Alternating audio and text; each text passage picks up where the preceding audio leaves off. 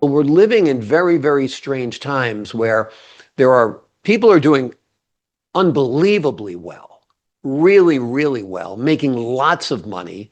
And a great deal of people are making a good sum of money. And then there are people who are completely left behind. You're watching the Spotlight Network. Starring Hollywood's newsman, Logan Crawford. They now believe a single member. He works with TV and film legends. And now, Logan's shining the spotlight on the world's top emerging authors and creators. International were abducted. This is Spotlight with Logan Crawford. Streaming on Roku, Apple TV, and Amazon Fire TV. I'm Logan Crawford, and right now on Spotlight, we're delving into politics, power, and the human condition with one of my favorite authors, one of my favorite guests. His name is James Maiwurm, and he has penned an unbelievably powerful book. It is called Inheritance of Crises and Dysfunction, a novel, 2025 revised edition. This compelling political and personal drama takes readers from Washington to Europe, following a retired government official unexpectedly drawn back into global affairs. With insight, wit, and humanity, the author explores how the turbulence of national politics mirrors the private struggles of purpose, loss, and renewal. We're delighted to have this very talented author join us here today. We thank the team at Prime 7 Media for helping us put him on TV today, and we ask viewers like you to support authors like him by subscribing to our channel and by purchasing his amazing book. The links are below this interview. James, great to see you here today. Thank you so much for joining me once again. Well, thank you. I'm glad to be here with your friends and colleagues and radio listeners and the whole crew. We like to do these. Well, we love having you on the show. We have you on the perfect day. It's election day. And there certainly is a lot of dysfunction in the United States right now because as we speak, the federal government is shut down, which means that people like Salt Pepper would not be receiving his pay right now and would not have received his pay for weeks and weeks. And we're starting to see the system fray at the seams. We're seeing that at airports around the country now because air traffic controllers aren't getting paid. What's your take on this government shutdown, and what are your thoughts on what's happening right now in 2025? Well, that's a whopper of a question.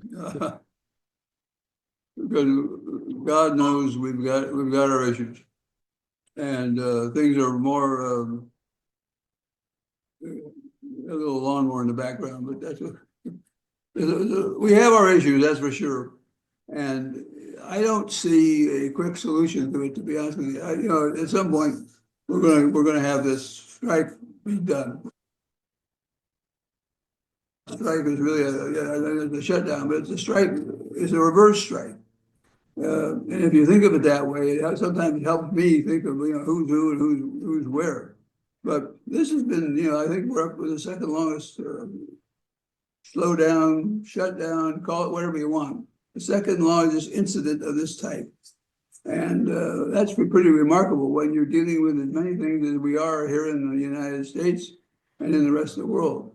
Because it's just not the fact that we are laying people off. We're laying people off from entry positions and non-entry positions that are a really important job. And so I think as you look at the situation in the world and in the United States, one thing that bothers me is I don't think we realize how much harm we're doing. And I think it's long-term harm. I think it's short-term harm. I think it's short-term unfair. And that is not the country we want to be living, working, selling, trading in. And so I think the implications of this are pretty grim. Just one other comment on that, Logan. A year and a half or 2 years ago, I suppose, we would have been sitting here and talking about things that are happening, things that worry us, and things that are bothersome. They would be the same set of issues that we are dealing with today. Different strengths, different weaknesses, but it wouldn't be very much different. But what's going on today is a derivative of what's going on in the past. And I just think when you think of it that way, you've got to say to yourself, hey, how can we not be smarter than this? Because this is hurting people, human beings. And if I took it back to that hypothetical year and a half back, I would have said to myself, well, this is not going to go anywhere. We got Trump issues, these issues, that issues, but all said it'll get over with. We're not going to have a collapsing national government. We're not going to have democracy or democratic business in the whole for very far. If that ever happened, these crazies who are out there saying the sky is falling, the sky is falling, they'll go away. Yeah. Well, guess what? They weren't so crazy as you thought. Yeah. Oh, God, you almost have to laugh at it. Otherwise, you just want to jump off the Brooklyn, one of those bridges behind you. I just think it's a severe problem. And who hurts the most? It's those who are less equipped by virtue of finances, background, whatever. Those are the people who are hurt the most. Yeah, and we have government workers who are living paycheck to paycheck because they're not necessarily very well compensated for their work. And to lose a paycheck and then another paycheck, these people are on food stamps, they're doing second jobs, they're driving Ubers, they're trying to make ends meet. For them, it's a true crisis. Like you said, the people who have some wealth, it's an inconvenience. But for other people, it's a matter of keeping a roof over their homes and keeping their families fed. And it's, a tragedy, no doubt. Do you think ending the filibuster would help? I mean, that's kind of what's delayed coming to a consensus. I think it would help. That problem with the word filibuster is it triggers a whole lot of stuff when it comes to our U.S. domestic politics. And you have to say the filibuster isn't much of a threat if you're willing to trigger it on as many different issues as we are. I mean, I think the filibuster is interesting, but this is, I guess, is a little like other things about our government. Once you go so far, it's hard to back off, but you have to sort of look like you're retreating, and you never want to retreat. Yeah, it's a tough situation, as they call it, a nuclear option, because it would change the face of Congress forever if you got rid of the filibusters. So it looks like they're going to come to a deal. That's what I've been hearing in the papers. We shall see. Let's turn to New York City. New York City has a fascinating mayoral race. You have a 34-year-old man, Zohan Mandami, who is a Democrat socialist and a Muslim, running for the highest office in the biggest city in America, challenged by the state's former governor, Mario Cuomo, and a guardian angel, Curtis Sliwa. And it looks like the Socialist Democrat is a shoo-in. What are your thoughts on this race? Well, I think we also remember that,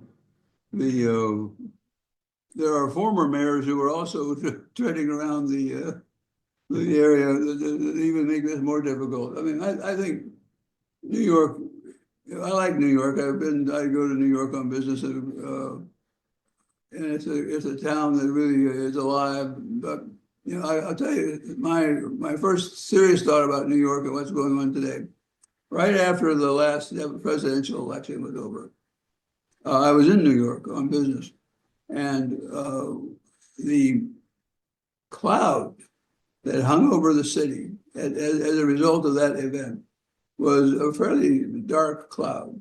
And the people who were feeling the worst of that cloud were younger professionals who thought they were going to be okay in New York City forever. They liked the city, they liked the nightlife, they liked expensive things, they like to get expensive comp, and they like to do lots of things that are good for people. So there was a whole package of stuff that was sort of blowing up in front of us all. And I saw young professionals crying when they were talking about it. Mm. And you just think, boy, that's something else. Now, we're less worried about young professionals crying than we are about people not eating or drinking or sleeping. Mm. And So I think New York is probably more vital than we realize. And I think this, you know, this election in New York, I don't know, what does it tell us about ourselves and about New York? Yeah. And you've got all kinds of mayoral candidates, including the former governor. And it's going to be interesting to say the least. Yeah. Yeah, it's a fascinating race. It's fascinating that a socialist might get elected. He's running on a very strong socialist platform, free buses for the masses, taxing the wealthy, taxing predominantly white neighborhoods.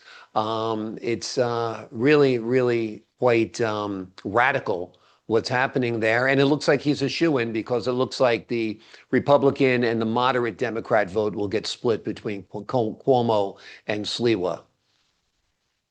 Yeah, and the fact that Como could come back is also there's probably more political science in that one situation than you would think. It's amazing.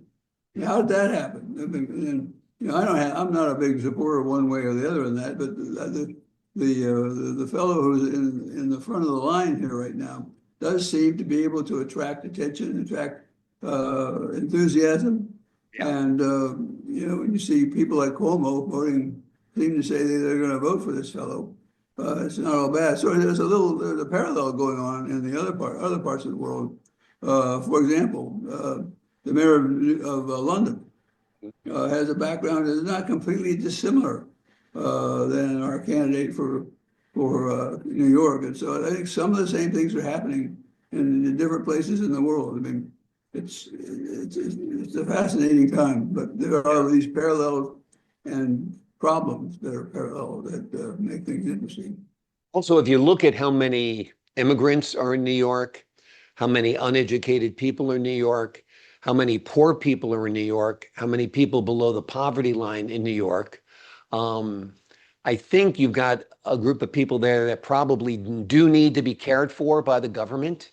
So maybe in large cities like that has such a huge population of poor people or at risk people, that maybe socialism isn't a bad thing in places like that. Just a thought. Well, I think you could be right. That's the sort of that would be blasphemy in my mother and father's house, but that would truly be a knockout punch. But you're right. What are we going to do about these people? The answers are not apparent Yeah. on their face, and these are human beings. Taking their kids out of school with nothing to do or nothing to educate them, cutting off food programs for the poor and for children. My God, so you ask yourself, how do you feel about being an American these days? Yeah. How do you feel about being an American these days? Yeah. And then you say to yourself, well, maybe some of these crazy ideas are not so bad, but that goes to my wild ass thinking of a year ago. But are you happier than you were 10 years ago? Do you feel better about America than you did 10 years ago? And what about it? Is that worth worrying about? And I think when we all put our hats on right and we get headed in the right direction, we're going to say America is not designed to placate all of the problems of the world, but we are designed to be fair as a general proposition. And I think the people of the world, if you said to a mass population, mixed demographics, mixed age, mixed wealth, different wealth patterns, you would see there are a lot of really good people trying to get by, earn a fair wage, be careful about taking care of their kids, be worried about whether or not the family is okay, wonder about where they're going to pay the insurance for their health needs. Talk about a wild idea, and you're going to have you have the potential, I think, of civil unrest by having groups of people who are being tossed out of rural hospitals because they're being closed, or major hospitals because they're going dramatically to the right in terms of what their population served is. I think healthcare could be it's a big ugly thing under the surface that could require a healthy dose of something. Maybe even our friend Mr. Kennedy would find something. Yeah. Our economy has really changed. When you and I were growing up, a dad could work at a store in a little downtown and support his family. He'd own a home, he'd send the kids to school, maybe a parochial school even, and be able to, live his life and retire somewhat comfortably. Today, a guy's working in a store. His health insurance premium is $5,000 a month for his family. A home is about $1 million. I mean, so we're living in very, very strange times where people are doing unbelievably well, really, really well, making lots of money. And a great deal of people are making a good sum of money. And then there are people who are completely left behind. And I think in the big cities in America, you're seeing lots and lots, and perhaps a majority of people who are being left behind that need some care. I mean, I'd imagine you'd agree with that. I agree with that, and it's hard in some respects to define what is the need for care, and then what is the source of funding for that kind of care. And Yeah. none of us. Well, I was about to say none of us, but not many of us. I'll say it that way. Are prepared to turn in our Social Security card and sign up for something else. But it's a real schism in the country, I think, between those who have and those who want and those who have not. And I think if you look at what's going around in the world, and what are some of the issues in the political scene right now? Well, one of the things is cost of living on a day-to-day basis. Another thing is cost of housing that is decent. And you talk about what your family looked like. If you looked at my family, my mom was a nurse in World War II, and she came back to the United States. She married my father, who was a small businessman when he came back from the war, and they got married while they were in the Philippines. They talk about having bravery and guts, but those kinds of things are gone. The high school where I went to is being torn down. We worry about how we're going to educate people, and the question is, how do we educate them at all with quality over time and fairness that takes into account all of the different racial issues that get brought into that. And when you talk to people, they're all the same though, around the world. And I would observe this really around the world. There isn't anybody in the world hardly who isn't really worth looking at and saying, this is a person who really wants to make it in life. And he or she wants to make it in life for the family and for the children and for their friends. And, having a decent living at a decent wage, at a decent cost, being able to spend a little bit on themselves once in a while, that's what people want. They don't expect to be making as much as President Trump, and they don't expect to be trading a lot in gold futures. But those are the core elements of being an American. Yeah. And I go back to the question, how do you feel about being an American? Are you happy about being an American as much as you were 10 years ago, 15 years ago? If not, what are we going to do about it? Yeah. Because if the people who were happy 10 or 15 years ago are now not so thinking hard about what's right and wrong and indifferent about the way we're living, then there's something wrong. We should be worried about our colleagues, worried about our people, and worried about our world. And you've got to start thinking hard about that soon. Yeah, absolutely. Absolutely. You remind me a little bit of Frank Capra there and George Bailey when he says to Mr. Potter, he says, this rabble that you talk about, Mr. Potter, they do most of the living and dying in this town. And, you just can't cast aside a group of people as Mr. Potter would.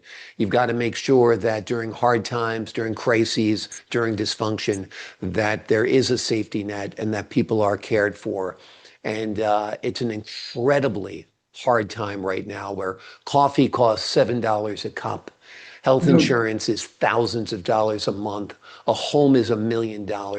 The average person, or what you and I think of as the average person, can't survive in this economy. So it's crazy. Let's talk about your book. Let's talk about the protagonist, Salt Pepper. He kind of is an interesting character you've created there. Tell us about him. Well, Salt is sort of a man of the center from a political standpoint, and trying to figure out what he's going to do in life. He is a retired lawyer. He was lost his job because of age limitation.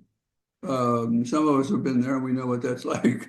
And so Salt had to drop out of his government job, which was a relevant government job in the sense that it involved trade issues. And he would have known a lot of things like tariffs. So he decided that he was going to be retiring to his home farm, his ancestral farm in the middle of nowhere in Virginia, and sort of figure out what he wanted to do with life. And then his wife died about a year before, and she was stricken by COVID. She got nailed by COVID by the fact that she volunteered to work in the local hospital and wanted to help those who were in need. And so about a year after her death, Salt moved back out to the middle of a small town on the edge of sort of the normal sort of county that you would have in a lot of areas in the United States. And the question was, what was he going to do with his life? And he's not going to live forever, but he's not ready to die. And, as they say in some of the UK movies, he ain't dead yet. But Yeah. So not long after he moves, he gets a call from an old friend of his who is now about to become the Secretary of State in a new administration. And he's called in by the Secretary of State, and he got a little bit of a view of the president in the Oval Office. But they tried to talk him into taking on a new job, which would be sort of a secret, job, not one that's going to be high profile. But he said, we want you to go figure out how much harm has been done to our country and what people think of our country, what our country is able to accomplish because of the fact that it's acted the way it had over many years and helping many people get through the rough spot. So, what am I going to do about that? And so the president says, come on, we need you. We want you to do a clandestine review of where we are. And what helpers do we have in the world? Who can we trade with? Who can we be friends with? Who can we count on in the tough spots? Or is there anybody left like that? And what are the issues? So how do we restore America, if I go back a little bit, to that place in the world that it held 10 years ago? That was the president's really job description. So go out and put together a small team. I don't want any PR. All I want is some ideas that are fresh, and to be fresh in the sense that they are not old and tired and worn out. And so Salt hums and drums about it, and he finally decides he'll take it. And then they team him up with a brilliant young woman who is from Europe originally, speaks something like 4 languages, very, very professional, very top notch. And so they set out on this search for America, sort of like the Tocqueville study. And they went across places like London, Germany, and they also visited other places that were less dense in terms of acrimony. But they talked around and they came to the conclusion that America has a place to play, has a role to play in the future of this country and this world. But we have to realize that what we need to do is move toward the middle and not be circumstanced by the fact that we spend more time thinking about the outflow rather than the inflow. And the outflow can be ideas, business, cash, you name it, goodwill, food for the hungry. What has America been stumbled upon so directly that goes to our very core of what the various post-World War II studies took. And really, we need to think about that. Because going back to the question, do you want, would you rather be sitting in Russia, Hungary, Hong Kong, take your pick, or would you rather be in a United States that is underperforming? And is underperforming in terms of economics?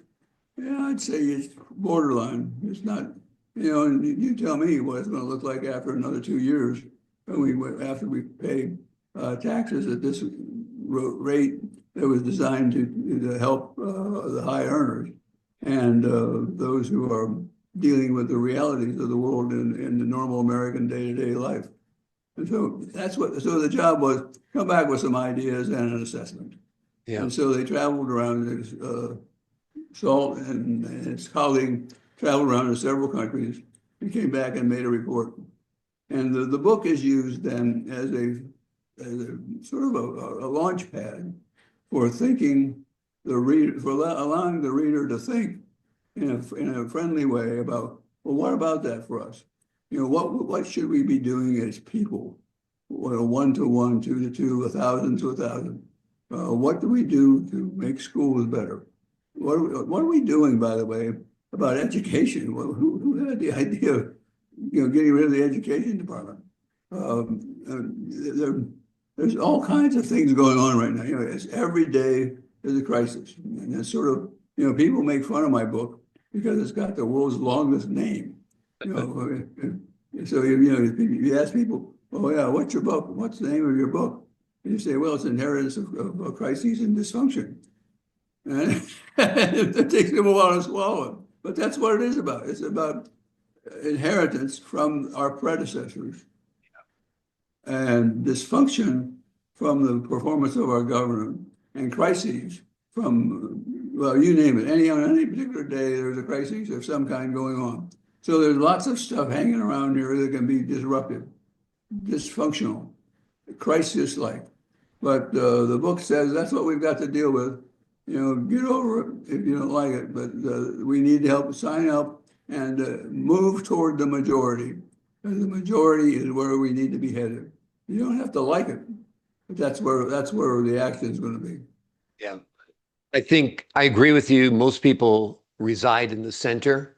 Unfortunately, the extreme voices on the left and the right, particularly in this social media age and this advocate journalism age, tend to drown out the centrist voices. But I do think most people live there. Most people believe there. Most people want compromise. Most people want function and diffusing of crises, without a doubt. Without a doubt. I'm just going to give you the last word before we leave you here today, James. Well, I think, election day is coming around in the next general election for the country. And what's going on in this election will be an interesting indicator, I think, of where the country is headed, where our citizens are headed, and where the rest of the world is headed in terms of what they think about our country, what we can do for people, what they can do for us. It has to be, it has to be coming together. Nobody should be looking for a handout, but the hand up is okay. A handout, not so good. So let's all find out where we can, find some good hand ups from others and make some hand ups for others and focus on what is good about this world and what we need to do to make this country a better place than we knew 10 years ago and a better place than what we would otherwise be 10 months from now. Amen. Amen to all of that. That is our prayer. That is our hope that America becomes the best America it can possibly be. And the inheritance that future generations receive is a great functioning country that has heart, that has compassion, and that has humanity. The name of the book we're talking about today is Inheritance of Crises and Dysfunction. It is more than a political thriller. It is a story of identity, resilience, and hope in a time of uncertainty. James Maiwurm reminds us that even in the face of dysfunction, courage and humanity can still prevail. James, great having you on the show once again today.